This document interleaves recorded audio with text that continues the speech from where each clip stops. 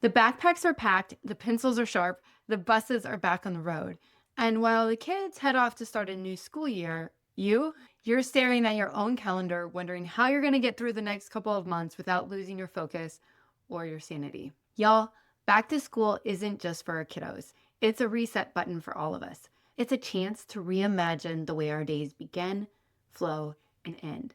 So if you've been running on autopilot, juggling deadlines, and feel like burnout is breathing down your neck, this is a moment to reclaim your workday. Not with another productivity hack, but something deeper, something science-backed, rituals. Today, I'm going to show you how to create focused, high-performance workday that doesn't drain you dry using simple, meaningful actions that you can start tomorrow morning. Hey y'all, I'm Danielle McGew. I'm a mom, I'm a professor, I am a planning and ritual nerd, and I'm so excited to talk about ways that we can see the back to school season as actually a time for us to reset at work and for us to do so in a way that really connects us to ourselves, connect us to the fulfillment and the meaning that we're seeking in the work that we do. So recently, I caught myself really functioning on autopilot. So I have a series of things that I do in the morning that are part of what I call my morning ritual. And I noticed that something had felt a little bit off. In general, I was just feeling a little scattered, a little overwhelmed, and just not centered in the way that I wanted to. And I was doing my monthly review and I was going through and looking at how I was doing. And I realized like I was doing all of the things that I really hoped to be doing. My consistency was great. My follow through was great. And so I was like kind of trying to figure out what is going on. And it occurred to me that what had happened is that I had let my rituals slip into routine. We have a phrase, that's an empty ritual to mean that we're going through the actions, but we've really lost the meanings of them. And I'm going to talk to you a little bit today about how we can use rituals at work as a way to not only fuel our performance, but also as a way to connect to ourselves and the meaning of the work that we do. And, before I kind of jump into that, I want to explain a little bit about what I mean by ritual, because a lot of times we think about ritual as being this, woo-woo sacred thing. And it certainly can be. And if that's what you want it to be for you, you do you. But it also can just be a way for us to infuse meaning and presence into our actions. And I think it's particularly helpful if you are in a spot where you're feeling like you're on autopilot. There have been some really amazing studies. I believe it was a study from Harvard where they actually gave people really kind of random actions, but helped them frame those actions as a ritual. And naturally, humans assigned meaning to those actions, even when they weren't necessarily ones that they chose. So if we can take actions that we do choose for ourselves and assign meanings to them, the power that they can have is absolutely bananas. So I like to think about a habit as something that we do over and over again that we create with the purpose of eventually becoming unconscious. Whereas practices are those same sorts of routinized habitual behaviors, but we've infused them with meaning. We don't really ever want them to become unconscious. We want to keep them present, mindful. And routine is really a series of habits that we kind of stack together to create a routine. A ritual is these series of practices that we put together, that we sequence to really transition us from one state to another. One of my very favorite people that writes about infusing rituals into the workplace and time management and planning and goal setting is Michael Hyatt. And he does such a great job, I believe, at naming what are maybe the four most important rituals that a person can have. And those are your workday startup, your end of the day close ritual, and your evening ritual. And I think that that is a really, really wonderful place to start.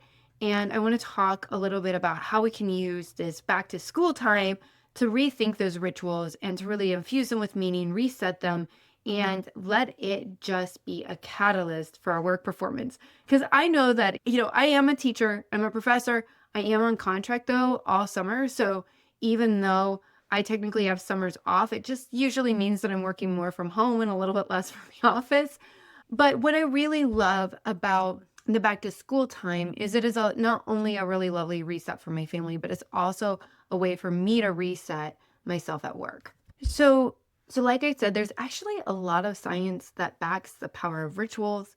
There's that Harvard study that I mentioned. There's also plenty of studies that actually talk about the ways that rituals can reduce stress. So you'll see a lot of athletes using ritual. It's what centers them. It's what helps them get their heads in the game. We can do the same for our own work. So I really have two morning rituals. One is my own personal morning ritual that actually does engage in a little bit of me thinking about my workday. And it's really, really important for me centering myself and setting myself up for the rest of the workday. So I've talked about this some, but for me, I wake up before my family gets up. I do some journaling. I actually do my planning in the morning where I kind of look at what's ahead, and this is just a really important time for me to connect with myself, for me to be able to name, well, what is it that I want to do before all of the requests for what other people want me to do start rolling in. And so that's a really important time. Usually after that, that's when I get my family up. That's actually when I shower and get ready. And I'm, getting the breakfast made. I'm making sure everyone knows where their flippin' shoes are. I am taking care of all of those mom things. And then I love it. Our family, we get to walk our kids to school. The school's right behind our home. So we walk our kids to school every morning. It's a really lovely family tradition, ritual, and we get to say goodbye to them. And then my husband and I get a little bit of time to check in with each other as we walk back home from dropping our kids off from school. And from there, usually I, pack up my stuff and I take off to the office. I find that it is really helpful for me to also have a ritual once I get into the office to reestablish myself in this new space, to get my focus back, because I have sort of shifted from personal mode to mom mode and then to work mode. And so getting myself really just even taking some time and going, what's the very first thing that I need to work on today? What is the thing that if I get done today, I'm going to feel really accomplished? Like I did the thing that I showed up here to do. I also like to infuse some micro rituals into my day. So for example, I have a little bit of a ritual before I meet with clients where I think, like I say a little bit of a prayer that I might recognize what exactly their needs are, that I might be able to listen and to hear, and then to offer the right questions to guide them to where they need to be. I also have little rituals that I do before I record podcast episodes, both, this one that I'm doing right now, but also when I guest on other people's podcasts. I always, kind of ask that I might be inspired and that I might inspire others. And it is just a way for me to center myself and to really think about how I want to show up. A few years ago at work, we were in a series of highly contentious meetings. Like these were rough, y'all. It was no fun. Emotions were high. There was a lot at stake for the different people that were in the room, and just, some conflicting values and interests. And I was finding that I was in a really bitter, icky state. And I come in and kind of just ready to swing. It wasn't generative. I wasn't able to communicate as clearly as I wanted to when I was in that state. I wasn't able to really communicate what I wanted to in a way that was supported or received by others. And so I knew that I needed to pause a bit before I went into these meetings and think, well, how is it that I want to show up? How do I want to listen in this meeting? How do I want to respond when I get worked up? Like, how am I going to calm myself again? And it was so helpful. I just created a really short ritual where I took a deep breath and I thought to myself, how do I want to show up? And I'd think through those things. I'd ask myself those questions, and then I'd take a final deep clarifying breath and I would go to the meeting. And I found that that allowed me to show up in such a healthier mindset and made me think less about like, am I going to win what I want to win? Or, this kind of argumentative mindset, and more about like, well, what's the energy that I want to bring to this meeting? How can I help us as a collective move through this difficult moment? And could that be my role? And it was really helpful. And I have used this practice any other time that I think that I might be walking into something that is a little more contentious or just like high stakes or just that the energy feels tense to bring that ritual, just moment of pause before I enter has been so incredibly helpful. So one, I really recommend having your own personal morning ritual, having that workday startup ritual, then, having some micro rituals throughout your day to help you stay centered, to help you stay focused, to just notice where do I need a transition in my state? And I can promise you that if you start enacting these things, you are going to show up and your performance at work is going to be amazing because it's just going to shift how you feel about everything. So the other one is the end of the workday ritual. And I'm not going to go into that too much because here in a couple of episodes, I am going to be diving deep all into how to create boundaries around your work time and your personal time and how to use rituals to do that.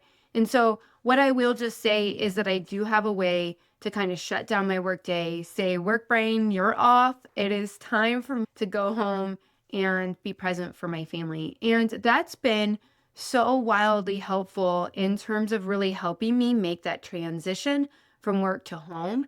But one of the things that I've been the most surprised by is the more that I'm able to shut work brain off while I'm at home, that I'm actually so much more focused, clear, and on point in my decision making at work when I've given myself that actual mental break. And then finally, I do like to have an evening ritual. Mine's very simple, and that's just to help me fall asleep at night. And, a lot of that is making sure I just have a busy brain. It's always going. And so how do I shut that down? And I'll give you a clue. For me, that involves reading novels that are usually pretty light. I call them, I'll say it's trashy novels or something like that, but they're actually like popcorn novels. It's probably more like PG Nicholas Sparks than it is like good old smut. But it's something that a lot of times for me, I'm not so into that I can't put down. It's just something that helps me kind of shut off my brain at night so that I'm not thinking about work. I'm not thinking about home. I'm not trying to, I'm just enjoying getting wrapped up in the story.